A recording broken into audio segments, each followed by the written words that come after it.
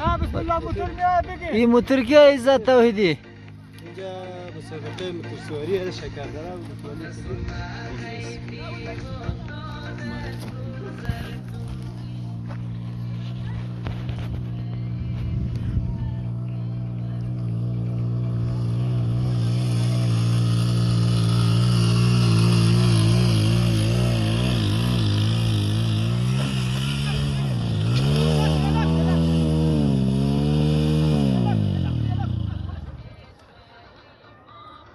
برادر حالت خوب است؟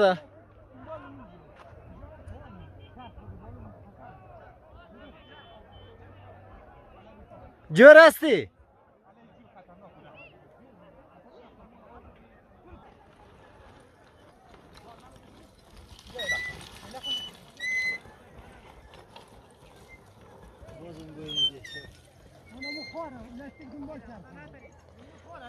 دوستان عزیز مسابقه موتورسواری است در شکردره ولسوالی خدیر.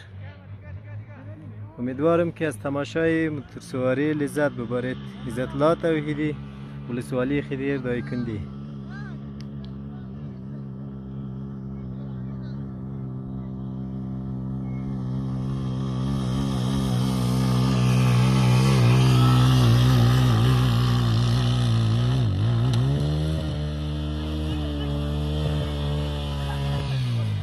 زنجیر منچی کد آقای توحیدی؟ بله فکر میکنم که دچار مشکلی تکنیکی شده این موتورسیکل. دوستان عزیز موتور سومی حرکت کرد. امیدوارم که یک نتیجه مطلوب بگیره.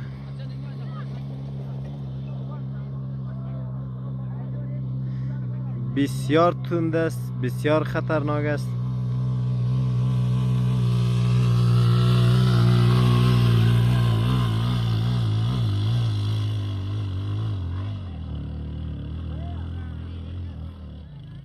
اوه ماشاءالله.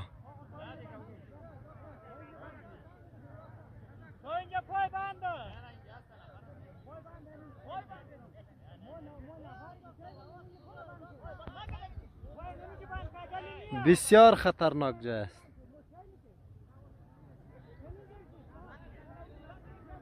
فکر میکنم نتیجه بهتر را گرفت. نفر چهارمی حرکت کرده. بچه پش بسیار سرعتی بالا میه. بچه